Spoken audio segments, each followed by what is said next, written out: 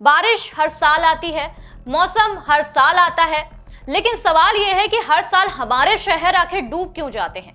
गुरुग्राम में सड़कें तालाब क्यों बन जाती हैं, मुंबई में कुछ घंटों की तेज बारिश जिंदगी रोक देती है, बेंगलुरु में सड़कें नदियों में तब्दील हो जाती हैं, चेन्नई में बाढ़ का पानी उन इलाकों तक पहुंच जाता है जहां कभी प्राकृतिक वेटलैंड बारिश के पानी को अपने अंदर समा लिया करते थे।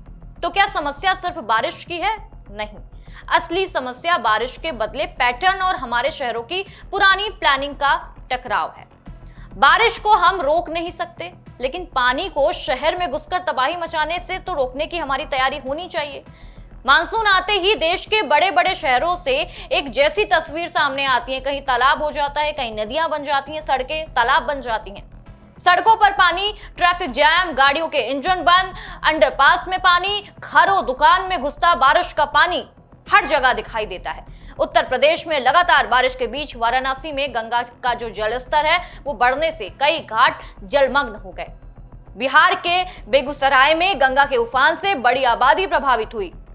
लेकिन इन तस्वीरों का सिर्फ प्राकृतिक आपदा मान लेना आसान जवाब नहीं होगा, क्योंकि देश के कई शहरों में बारिश से ज्यादा बड़ी समस्या होती है पानी भरने की। बारिश के पानी को संभालने की क्षमता का खत्म होना, ये सबसे बड़ा सवाल है। कब खत्म होगा? सबसे पहले बारिश के बदलते पैटर्न को समझिए।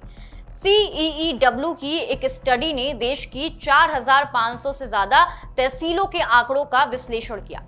इसमें 2012 से 2022 के बीच 55% तहसील में दक्षिण पश्चिम मानसून की बारिश में बढ़ोतरी दर्ज की गई।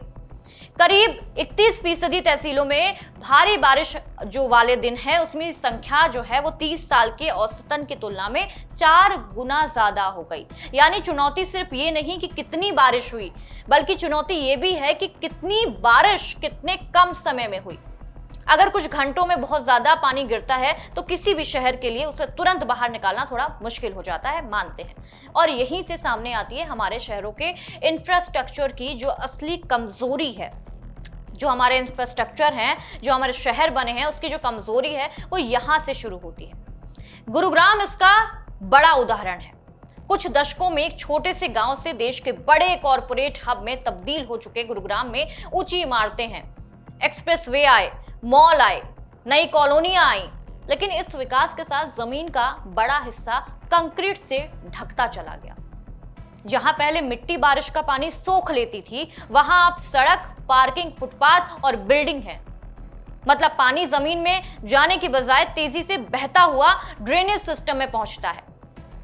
जब एक साथ बहुत ज्यादा पानी आता है तो जो ड्रेनेज सिस्टम है वो जवाब दे देता है कि नहीं भैया, इतना काम हम नहीं कर पाएंगे। और यही वजह है कि हर बारिश के बाद गुरुग्राम में जलभराव की तस्वीरें सामने आती हैं। अब मुंबई को देखिए। मुंबई में समस्या और भी जटिल है। एक तरफ समुद्र, दूसरी तरफ घनी आबादी और ऊपर से लगातार बढ़ता हुआ कंक्रीट। मुंबई का पारंपरिक ड्रेनेज सिस्टम सीमित बारिश की क्षमता को ध्यान में रखकर बनाया गया था, लेकिन आज बारिश कई बार बेहद कम समय में उस क्षमता से कहीं ज्यादा हो जाती है। एक रिसर्च के मुताबिक 2002 में मुंबई का करीब 38% हिस्सा बाढ़ की चपेट में आने वाले क्षेत्र में, जो 2022 तक बढ़कर करीब 55% हो गया। और इसी दौरान शहर में बिल्ट अप यानी कि पक्के निर्माण का क्षेत्र भी तेजी के साथ बढ़ा। यानी शहर जितना ज्यादा पक्का होता है, बारिश के पानी के लिए प्राकृतिक रास्ते उतने ही कम हो जाते हैं। 2005 की बात करते हैं। मुंबई बाढ़ ने इस कमजोरी को बेहद गंभीर तरीके से सामने रखा था, लेकिन सवाल आज भी यही है, क्या हमने उससे पर्याप्त सबक लिया? बेंगलुरु की कहानी भी कम चौंकाने वाली नहीं है। कभी इस शहर की पहचान उसके तालाबों और झीलों से होती थी। ये झील सिर्फ खूबसूरती के लिए नहीं थी, बल्कि शहर का प्राकृतिक ड्रेनेज नेटवर्क थी। लेकिन पिछले दशकों से शहरीकरण तेजी के साथ बढ़ा। IISc के रिसर्च के मुताबिक 1973 से 2023 के बीच बेंगलुरु में बिल्ट अप एरिया में जबरदस्त बढ़ोतरी हुई, जबकि हरियाली और जल क्षेत्र में बड़ी गिरावट दर्ज की।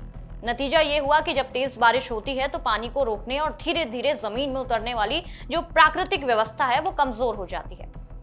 इसलिए सड़क पर पानी दिखाई देता है, और असल में पानी सड़क पर नहीं जाना चाहता। पानी के पास जाने के लिए दूसरी जगह ही नहीं है। जगह हमने आम इंसान ने छोड़ी ही नहीं है। चेन्नई में भी कहानी कुछ ऐसी ही है। पल्लिकरनई मार्श कभी शहर का प्राकृतिक स्पंज था। ये दलदली क्षेत्र बारिश के पानी को अपने अंदर रोकने और बाढ़ के असर को कम करने में मदद करता था, लेकिन शहरी विस्तार के साथ वेटलैंड का बड़ा हिस्सा सिकुड़ता गया। जब प्राकृतिक वेटलैंड कम होंगे, तालाब खत्म होंगे, नालियां सक्रिय होंगी, हर खाली जमीन पर कंक्रीट बिछ जाएगा, तो बारिश का पानी आखिर जाएगा कहां? और यही सवाल अब देश के हर बड़े और छोटे शहरों से है। तो समाधान क्या है इसका? क्या शहरों का विकास रोक दिया जाए? बिल्कुल नहीं। जरूरत है विकास का तरीका बदलने की। दुनिया के कई शहरों को स्पंज सिटी मॉडल की तरफ बढ़ रहे हैं, यानी ऐसा शहर जो बारिश के पानी को सिर्फ बाहर निकालने की कोशिश ना करे, बल्कि पानी को रोके, सोखे, जमा करे, जरूरत के मुताबिक इस्तेमाल किया जाए। और इसके लिए पुराने तालाब और झील बचाने होंगे, प्राकृतिक नालों को अतिक्रमण से मुक्त करना होगा, ऐसे फुटपाथ और सरफेस बढ़ाने होंगे जहां से पानी जमीन में जाके समा जाए, ग्रीन रूफ्स और रेन वाटर हार्वेस्टिंग को बढ़ावा देना होगा, अर्बन वेटलैंड को बचाना होगा। सबसे जरूरी बात यह है कि ड्रेनेज सिस्टम का आज की बारिश के हिसाब से डिजाइन हमें करना होगा, ना कि दशकों पुराने आंकड़ों के आधार पर हमें काम करना होगा, क्योंकि सच्चाई यही है कि बारिश दुश्मन नहीं है। असली समस्या है ऐसी शहरी प्लानिंग की जिसमें पानी के लिए जगह ही ना बची हो। हम बारिश को रोक नहीं सकते, मानसून को आदेश नहीं दे सकते कि इतनी ही बारिश करो, लेकिन हम अपने शहरों को ऐसा जरूर बना सकते हैं कि कुछ घंटों की तेज बारिश के बाद सड़कें नदी ना बने, घर ना डूब जाएं, पूरा शहर ठप ना हो जाए। अब वक्त है सिर्फ पूछने का नहीं, इतनी बारिश क्यों हुई? सवाल यह है पूछने का कि इतनी बारिश के बाद हमारा शहर तैयार क्यों नहीं था? क्योंकि आने वाले समय में बारिश कम हो या ज्यादा हो, अगर शहरों की सोच नहीं बदली तो हर मानसून की तस्वीर वही होगी जो आज हो रही है। बारिश आसमान से आएगी, तबाही हमारी जमीन पर दिखाएगी।